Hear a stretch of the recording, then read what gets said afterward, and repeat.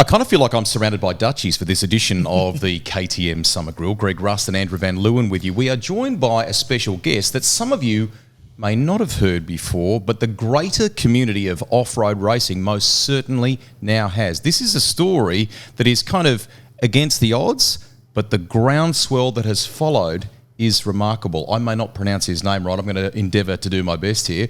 Walter Jan van Dijk, welcome to the Summer Grill. Yeah, thank you. That wasn't bad, Rusty. That was all right. Was it all right? Okay, You went and did Baja on a whim almost. Not quite, but what the heck were you thinking? Well, not too much. Just having a good time. So take us back. You and a mate said, let's go and do this. You bought a bike, I think, on Craigslist, and off you went. Yeah, pretty much. Yeah. So my mate already had a bike down there. He done it back in 2019, and it was sort of trying to figure out if we wanted to do it in a team, the Peninsula Run. But when we figured out it was a bit of a struggle logistically, it's like, why don't you do it Ironman? And then that sort of started there. So your riding experience doesn't sound like it's necessarily massive, but you have done some key things. Like you did Romaniacs, is that correct? Yeah, Romaniacs, and I've done Erzberg before. Erzberg Rodeo, massive. Yeah. Okay. I didn't finish. Hardly anyone does, do they? Let's be honest. So. But I didn't. I think I ended up checkpoint like 10 or something. Not even that far, but should be a bit better now. But yeah, nothing too crazy on the history list. But yeah, I like riding. So. So how does the Ironman class actually work at Baja for those that don't fully understand? Like, that is just solo on your own. What sort of support crew do you have? What's the process like? Well, you can buy like fuel throughout the race. Mm-hmm. So you need to have a fuel crew, and there's a few that do it. And I use Baja pits, and they have a pit stop every 50 miles, so you can fill up. And other than that, yeah, you got to do it on your own, and you can bring as many people as you want, pretty much. But how many people did you have? Yeah, just your mate. Yeah. Yeah. So you bought a bike. So you hopped on a plane from here without a bike. Had you teed up to buy the bike over there, or did you just go over there and go, nah, I'll find a KTM once I get over there? Well, I tried to get one before I went over, but it was too hard, and I think Facebook doesn't let me contact people overseas. Yeah. So I tried to hit up a few mates in San Diego, trying to find a bike for me or get in contact or ring the dudes. And it was quite hard. And then I just left it until I was there. And I think it took me a week to get a bike as soon as I was there. There's enough around on Facebook and on Craigslist, but you can't get in contact with half so people. You tracked it down in California, and then you rode over the border to Mexico with it. Is that right? And then you discovered there was a crack in the chassis or something. Is that right? What was? Oh yes. Well, we went over the bike when I bought it in San Diego. My mate has a beautiful workshop, so we pulled it apart and set it up properly. And we knew already that you'd need to have the Stella device and that for the race, so we hooked that up properly too. And we already had a look at the subframe, and we were a bit skeptical. It looked like aftermarket or something. Okay.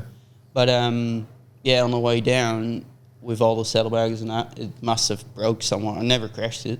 Okay. But it just shook loose from the weight. We had a look at the subframe, and it might be aftermarket. I don't know. So Andrew's talked about limited support. We've covered off the story that the bike has in itself. Am I right in saying in your class, by mile marker 233, one of the first mile markers, you're leading the class? Is that right? Oh, yeah, it could have been, yeah. I was pretty keen. But everyone was going that slow. Like, I don't know. Whatever. Yeah, I guess you need to pace yourself out. And I guess I didn't do that good. AVL and I were both saying it is often hard to get information in a media sense out of the event. What's it like to be a part of? Because it's just held in this you know, it's an iconic thing for people to go and do. What the heck was it like to? Yeah, it's awesome. Like, yeah, it's just so cool just repping your bike for that long. It's quite a funny race in that sense too, because you got to be a bit dumb to enter it, I guess. Because who's gonna race 2,000 Ks? Because I'm guessing the safety standards are fairly loose as well, like in terms of like how closed the roads are and what could be coming the other way or anything like that. Yeah, well, you gotta. It's an open road pretty much. Yeah, and there's cattle and there's you gotta expect the unexpected. That's for sure. Like people, I've never seen anyone coming back the other way, but it does happen. Yeah. How physically challenging was it doing that race? I mean, it's all one go, isn't it? Like it's not like a 6-day event or something where you're sleeping and that. This is just get on the bike and ride till you're done. Yeah, pretty much. Yeah. So I did sleep for an hour, but because on the track on the way. Pit stop 7 or somewhere around 800 miles, I think. Because I crashed it on my hand, and that slowed me down quite good. And I was after a section in dark and just loose rocky shit, and I couldn't get a pace on. I was doing like 20 miles an hour for probably 4 or 5 hours. Yeah. And I wasn't happy. Yeah. So that's when you decided to take a rest and sleep. I'm guessing you weren't staying in a 4-star hotel somewhere. You were sleeping on the side of the road? Yeah, just sleeping in a chair. And the guys took real good care of me down there. Be a reach pit, that was. And they gave me some food, and that was good. The noise around it has been remarkable. Yeah. When did you become aware of that and the impact that it has had, the reach that it has had? Well, it's sank in now, definitely. But during the race, I didn't really know what the go was. But Aussies love a story like that. We love a story where someone out of the blue that doesn't necessarily seem like they have the wherewithal or the experience to do something like this does what you did. Yeah. So I'm not surprised that it's resonated. And are you going to go back and do this again? Is there a plan to go and do this again? Yeah, well, the plan is to do it maybe in 2 years in a team with my mate. Fantastic. But who knows? I might be back next year. Okay. Who knows? Would you like to do a bit more competing even here? I mean, there's an off-road championship here. Would you look at doing more stuff, or do you just want to focus on doing that big race? Nah, I'm happy to ride my bike. Doesn't really matter where. But I'm happy to do different races. Yeah, I'm looking into someone is keen to get me to King of Hammers in America. Okay, so I might go up there in January, and I don't know. I was entered up for Romaniacs again. Hopefully, I'll finish that one in silver this year, and haven't got anything else planned yet. But we love adopting Aussies in this country. Are you with us, or are you riding as a Dutchie? What are you doing here? I like to be an Aussie, but they might still kick me out of here. But because it is basically home here now for you, is it not? Australia? Well, I see it as home, and I wouldn't want to leave. That's for sure. Excellent. I'll leave for a bit and then come back. Excellent. It's an amazing story. It is. I think it's the best motorsport story of the year. And it's the story that most people wouldn't have heard of, and that's the most remarkable thing about it. But like, just do you feel like you talk about going back to the US? Has the attention this has brought to yourself opened some doors for you? Oh yeah, definitely. I think so. Yeah. It's only we need to see how open the doors actually are. But there's definitely that many people contacting me, and I guess something good will come out of it, hopefully. So that's within the racing scene or the racing community. What about from family and things? Have you had some people that have gone far out? What's that reaction been like? Good. Like, I don't talk about it too much, anyways. But and now they're seeing like, what did you do? Like, you're all over the news, and that's pretty funny. And like, sort of, when you get over there and you're looking for bikes, did you know immediately like you wanted the KTM? Was it 500? Yeah, I was looking for the model 2012 till 15 because that's the same model as my mates too. And so if anything broke down, we got the parts. Yeah. He would have been a bit of a trouble coming back maybe, but he'll work it out. So his bike was along the ride as a donor bike. You could take bits off it. Yeah. And luckily, it was only the filter box cover that we lost because you need to change air filters quite a bit. Yep. So I lost that after 800, and I swapped it out with his, and he just taped his up with duct tape. So there was a rumor that you lost your GPS and you were navigating by the stars. Yeah, nah. Is this where the folklore maybe takes over from reality a little bit? Oh, I wasn't seeing any stars anyways, but I see a lot of stuff while you're driving at night and being awake for that long, but definitely no stars. People talk here with Fink and things like that about pre-running and the benefit perhaps of pre-running. Doesn't sound like you really did much at all. Nah, because the race was reversed to, and we had to start all the way down in La Paz. We jumped on the racetrack on the way down. Oh, so you saw bits of it? Saw bits of it, but slowly too because you're going the wrong way race direction. But it's an open road anyways, so you need to mainly, you just gotta watch out for dust and people coming the other way. But we joined the racetrack a couple of times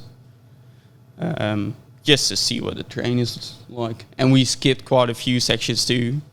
And I don't know if it was good or bad, but we skipped like bad sections that I didn't know what was there. But that's the thing. You just got to see it or ride it what you could see, really. But, yeah.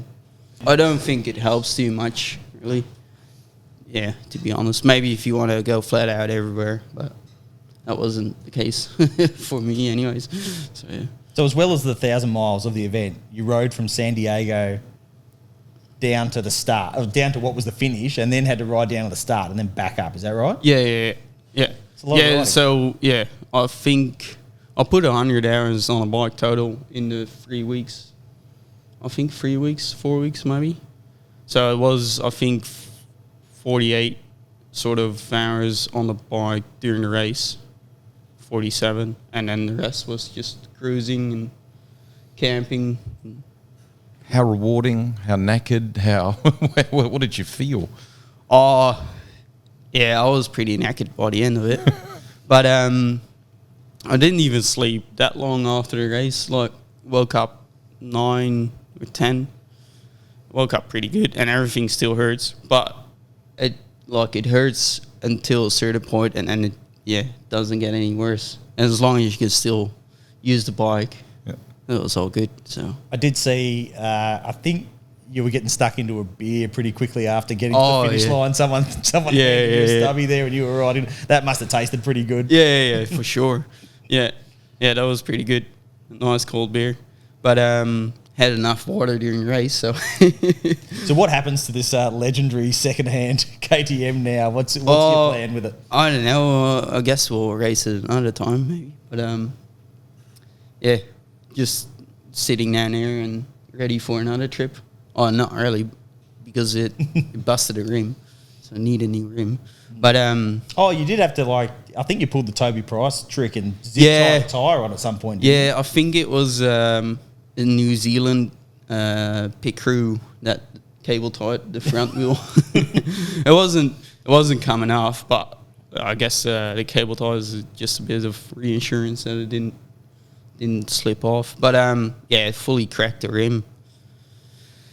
Because I hit one, so in the wash, there's hidden rocks, and you can't really see them. Oh, well, maybe I could have seen it, but I definitely didn't see that one. And it almost sent me over the bars. And that first one split the rim, and then I hit it again on the same spot, and that fully buckled the rim. And the crash where you hurt your hand? What it wasn't that bad. It was just... I didn't see... I wasn't paying attention, I guess. But just two rocks, and it sent me like in the corner of the road. Yeah. And it sent me, I don't know what it did, but I ended up rolling in a cactus too with the other side, with my arm and the other hand. And then around the corner was a few people that took all the cactus out of my hand and put new gloves on because they were everywhere. And then they kept going, oh yeah, that's still from that too. To people that are watching this, that are thinking, far out, I'd like to go and have a crack at that, what would you say to them now? I don't know, yeah, if you want to do it, go for it. But yeah, well, yeah, I guess you need to know what you're doing. But if you reckon you can do it, then give it a try. Is it about trying to win the event, or is it really just getting to the finish? Like, do you go there and go, I want to finish in X, Y, Z position, or is the challenge just, I want to get to that finish line? Yeah, it was pretty much finishing, and apparently I was battling for a good position up until 700, 800, up until when I done my hand. But you won't know anyways. You just ride your own race. Yeah. And yeah, just having a good time. Maybe a bit too good at the start. Maybe a bit too quick. But I was loving it. So yeah, maybe next time I'll do something maybe for the podium. But who knows? Just ride your bike and have fun. And, Congratulations. Yeah, thank you.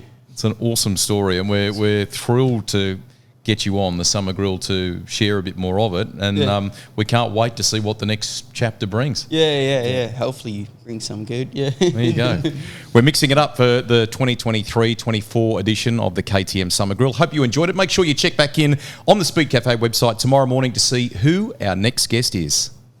You could be a winner each episode of the Summer Grill. KTM are giving you the chance to win a bar stool, a mug, and this race-inspired clock as well. So there's more good reasons to tune in and hear from some of the stars of world motorsport here as a part of the KTM Summer Grill. All you got to do is click on the link below, fill in your details, and you could be in the running to win.